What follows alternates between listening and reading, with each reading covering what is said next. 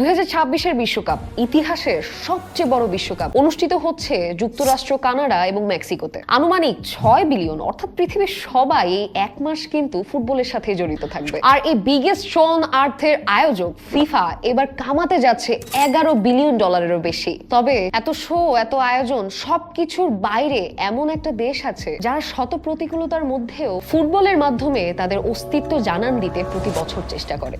আমরা আজ তাদেরই গল্প বলবো। হ্যালো এভরিওয়ান, আসসালামু আলাইকুম, আদাব, নমস্কার, welcome to Books and More. আমি অথৈ দাস তিন্নি। একটু ভাবুন, 382 জন অ্যাথলিট, এই সংখ্যাটা কয়েক ডজন পূর্ণাঙ্গ দলের সমান। ফিফা যখন বিলিয়ন ডলারের হিসাব করছে, ফিলিস্তিন তখন তাদের কোনো এক ফুটবলারের জানাজার আয়োজনে ব্যস্ত।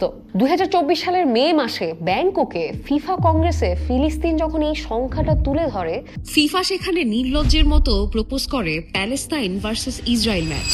এই মানুষগুলো কারা ছিল? তারা কিন্তু আমাদের জীবনে শুধুমাত্র গাণিতিক পরিসংখ্যান নয়, তারা আমার আপনার মতোই রক্ত মাংসের মানুষ। তারা ফুটবল দেখতে পছন্দ করে, ফুটবলের উন্মাদনায় নিজেকে মাতিয়ে রাখতে পছন্দ করে, কিন্তু তারা প্রতিনিয়ত নিজেদের জীবন হারিয়েছে এবং হারাচ্ছে শুধুমাত্র একটি নির্দিষ্ট ভৌগোলিক অবস্থানে জন্মগ্রহণ করার কারণে। এদের মধ্যে একজন হচ্ছেন মোহাম্মদ বারাকাত, যাকে বলা হতো খান ইউনিসের সিংহ। এক ক্লাবের হয়ে তিনি গোল করেছেন 114টা। বিশ্ববিখ্যাত মেসি, রোনালদোর আন্তর্জাতিক মাঠে যেরকম গোল সংখ্যা, আনুপাতিক হারে কিন্তু বারাকাতেরও তার থেকে বেশি একটা কম নয়। গাজার মানুষ তাকে প্রচন্ড পরিমাণে ভালোবাসতো। তার পায়ের জাদুতে যুদ্ধ বিধ্বস্ত একটা শহর কয়েক ঘন্টার জন্য সবকিছু ভুলে গিয়ে গ্যালারিতে উৎসব করত। কিন্তু ভাগ্যের নির্মম পরিহাস, এই বারাকাতই 11 মার্চ 2024-এ নিজের বাড়িতেই বোমা হামলায় নিহত হন।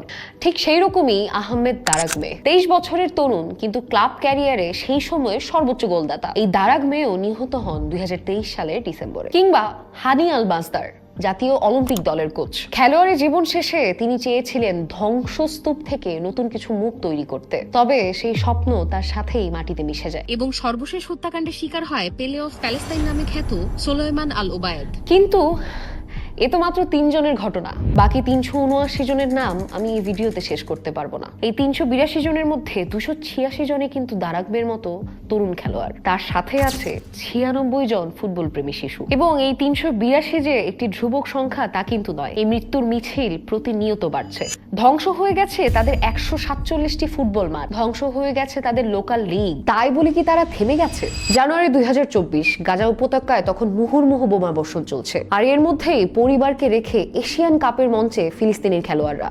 My cousin are killed today. Right before 30 minutes. আর সেখান থেকেও গ্রুপ পর্বে হংকংকে 3-0 গোলে হারিয়ে জয় ছিনিয়ে আনে তারা। শেষ ম্যাচে ওমানের বিরুদ্ধে এগিয়েছিল 1-0 গোলে। তবে ভাগ্য তাদের বরাবরই খারাপ। পেনাল্টিতে 1-1 ড্র করে বিদায় নিতে হয় তাদের। জিততে পারেনি, তবে বার্তা দিয়ে গেছে আমরা এখানে আছি, আমরা শেষ হয়ে যাইনি। তারপর 2026-এর বিশ্বকাপ কোয়ালিফায়ার, প্রথমবারের মতো তারা তৃতীয় রাউন্ডে। কিন্তু তাদের সব হোম ম্যাচ অনুষ্ঠিত হয় জর্ডানের আম্মানে। হোম অ্যাডভান্টেজ বলতে এই দলটির ছিল না কিছুই। তাদের সব ম্যাচই ছিল অ্যাওয়ে ম্যাচ। কারণ তাদের নিজেদের দেশের সব স্টেডিয়াম বিমান হামলায় মাটিতে মিশে গেছে। দেশের ভেতর খেলোয়াড়রা যখন এক শহর থেকে আরেক শহরে যেতে পারে না চেকপোস্টের কারণে, তখন ডাক পড়ে ডায়াসপোরার। চিলি, সুইডেন থেকে ফিলিস্তিনি বংশোদ্ভূতরা জার্সি গায়ে চাপিয়ে মাঠে নামে নিজের দেশের জন্য। তবে এই লড়াইটা কি শুধু ফিলিস্তিনি ছেলেরাই করেছে? বেথলেহেমের রাস্তায় ছেলেদের সাথে ফুটবল খেলতো একটি মেয়ে।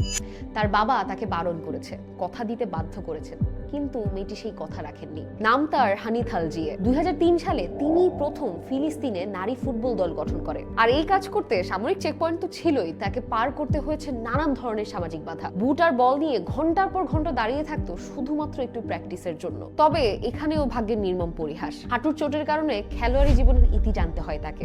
তবে তিনি কিন্তু থেমে যাননি। 2012 সালে মধ্যপ্রাচ্যের প্রথম নারী হিসেবে ফিফা মাস্টার্স ডিগ্রি অর্জন করে তিনি। আর আজ তিনি জুরিখে ফিফার কর্পোরেট কমিউনিকেশনস ম্যানেজার, এবং তার পাশাপাশি কাজ করে যাচ্ছেন ফিলিস্তিনের মেয়েদের ফুটবল টিমের জন্য। আগে যেখানে ফিলিস্তিনে কোনো নারীদের ফুটবল ক্লাবই ছিল না, বর্তমানে সেখানে 19টি নারী ফুটবল ক্লাব। ফিলিস্তিন এমন একটা দল যারা গত কয়েক বছরে প্র্যাকটিসের চেয়ে তাদের নিজেদের সতীর্থদের জানাজাতে অংশগ্রহণ করেছে বেশি। তবু এশিয়ান কাপে জয়, বিশ্বকাপের কোয়ালিফায়ার রাউন্ডে তারা তৈরি করে এক নতুন উচ্চতা। শূন্য থেকে এত বাধার মধ্যেও তৈরি হয় 19টা নারী ফুটবল ক্লাব। এবং এই সব কিছুর মধ্য দিয়ে তারা আমাদেরকে জানান দেয় যে তারা থেমে থাকেনি। পৃথিবীর কোনো শক্তি বা কোনো কিছুই তাদেরকে থামিয়ে রাখতে পারবে না। বিশ্বকাপের অনেক অজানা গল্প আমরা বলবো, কিন্তু তার পাশাপাশি আমাদের দায়িত্ব থাকবে এমন সব গল্প তুলে আনা যা এই 1 মাস টিভি বা সোশ্যাল মিডিয়ার কোনো জায়গায় ট্রেন্ডিং এ থাকবে না। এই গল্প আমাদের মুক্তিকামী জনতার গল্প।